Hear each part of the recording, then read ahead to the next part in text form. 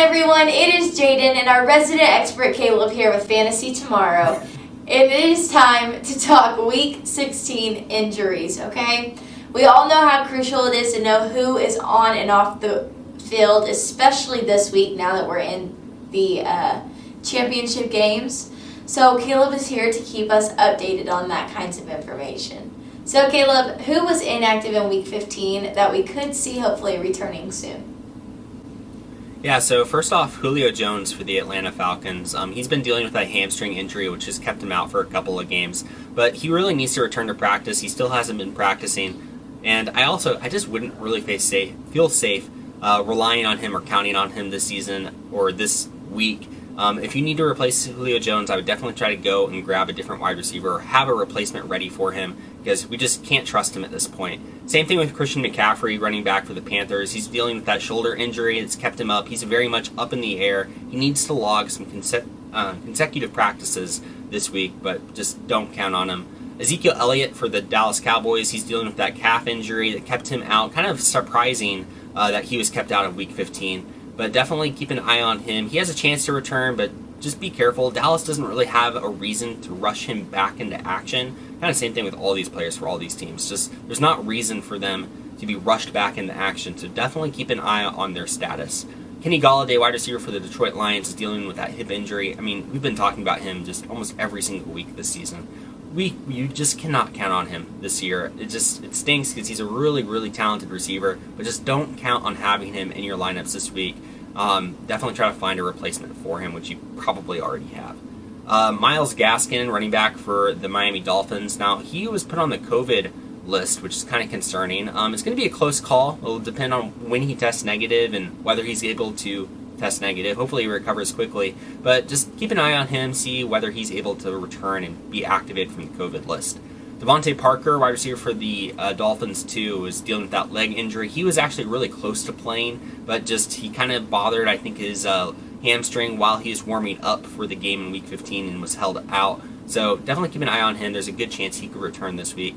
Mike Gesicki, his teammate, is dealing with that shoulder injury. He may be able to return, but you're going to have to watch his practices, see if he's able to get back into consecutive good practices. Now, Damien Harris, running back for New England, is dealing with a back injury. He actually got hurt in practice last week, so that's definitely concerning.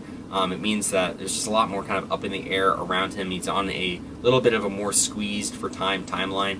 Definitely just got to watch his practice this week, but he really needs to return. Daniel Jones, a quarterback for the Giants, he's dealing with injuries to his legs. He logged limited practices last week, but still wasn't able to go. It just seems like the Giants really aren't comfortable putting him out there while he's still injured. So he's definitely going to need to upgrade those practices to full to really feel confident that he's going to start. Now, I wouldn't be starting Daniel Jones in your fantasy leagues no matter what, but it definitely does affect all of the playmakers around him. Wayne Gallman, Evan Ingram, all of those players are much better with Daniel Jones in the lineup than Colt McCoy, so definitely keep an eye on him. Now, this is kind of interesting for the 49ers, both George Kittle and Jimmy Garoppolo. I'll talk about Kittle first. He's dealing with a foot injury. He could come back this week. He wants to come back, but the team might hold him back. Just watch and see what happens with him. And with Jimmy Garoppolo, with the ankle injury, which has kept him out for a long time, there's a lot going on with the quarterback situation for San Francisco, but Garoppolo could return this week too. So just keep an eye on both of them. Now, for the Washington football team, first, Antonio Gibson. He's dealing with a toe injury, which has held him back for a couple of weeks. He needs to log practice time. He still has not practiced yet. So he needs to log some more practice time and really feel confident about him returning to the field. And same thing with Alex Smith, quarterback for Washington. He's dealing with that calf injury, which is very concerning because I'm pretty sure it's the same leg that he had that surgery on, was really, bad off. But just definitely be watching for that because this offense is better with Alex Smith under center, and it really just hopefully he'll return because we all know how much I love watching Alex Smith play, and his story this season has just been incredible, and hopefully he gets well soon. Okay, so they're the ones that were inactive that could be returning soon, hopefully. Were there anyone that we saw get injured in Week 15 that could return soon? Yeah, so quite a few actually, and some of these are really important. First off, Stephon Diggs for the Buffalo Bills. Now he has a foot injury, but apparently it's not that severe. He should be fine. He should be okay to go. So you don't have to worry too much about Stephon Diggs. Now James Robinson for the Jacksonville Jaguars, he's dealing with an ankle injury. You'll definitely have to watch him carefully. And neither of the two running backs behind him, one of them's Dare Ogunbowale. I don't even know how to say his name, but I would not trust them to take up the mantle if James Robinson isn't able to go. But definitely watch and see. Hopefully he'll be able to return and be an asset for your fantasy lineup. Now, Raheem Mostert for the 49ers, he's dealing with an ankle injury that could definitely hold him back. Same thing with his teammate Jeff Wilson Jr. He also has an ankle injury, so watch him carefully as well. If neither of those running backs can go for the 49ers, definitely look at Jerick McKinnon to see an increase in touches. Now, the quarterback for the 49ers, Nick Mullins, he has an elbow injury, and like I said earlier in talking about Jimmy Garoppolo, you just got to watch this entire quarterback situation because there's a chance that it could be Mullins, could be Garoppolo, or it could be C.J. Beathard this week. No way of really knowing. So watch that quarterback situation in San Francisco. Now, Derek Carr, quarterback for the Raiders, he's had a groin injury. It's going to be a stretch for him to return this week. They basically said this is an injury with a 10 to 14 day recovery timeline.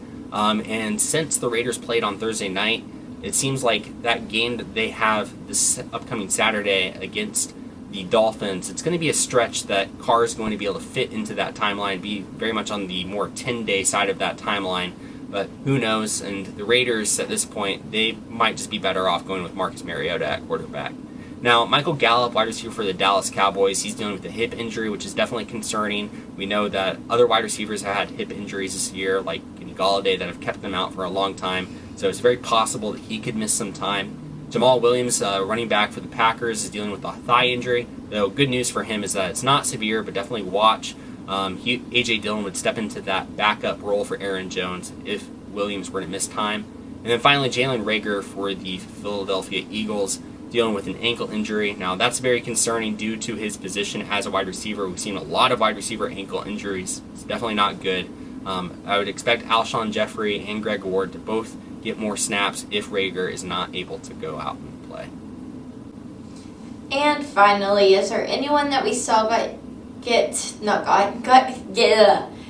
injured in week 15 that could miss some significant amounts of time?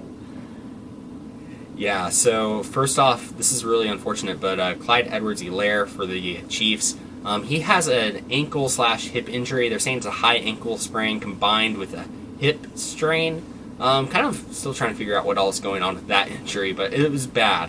He basically couldn't even walk off the field under his own power. He was basically carried off the field when this injury happened. And it seems like it's definitely going to keep him out at least for the rest of the regular season. There's a chance he could return in the playoffs, but who knows? I wouldn't count on it. But for fantasy purposes, CEH is done for this year, so hopefully he'll be back next year and be back to normal. Now, Michael Thomas, wide receiver for the Saints. Now, this isn't somebody that got hurt in Week 15, but he kind of was surprisingly just put on the IR in Week 15 before the game started, which means that Michael Thomas is also done for the season. The Saints are hoping they'll get him back for the playoffs, but for our fantasy lineup purposes, Michael Thomas is done, which is really unfortunate. Yeah, all those are pretty unfortunate. As you all know, like we said earlier, it is more crucial now than ever to have those lineups exactly how you need them. So knowing who can play and who cannot play is very important. Caleb, thank you for helping us out. Thank you for giving us this information. And with that, we're going to say see you later to you. And I'm going to let everyone know that this is Fantasy Tomorrow, where we're giving you the information to learn today and win tomorrow. See you guys next week.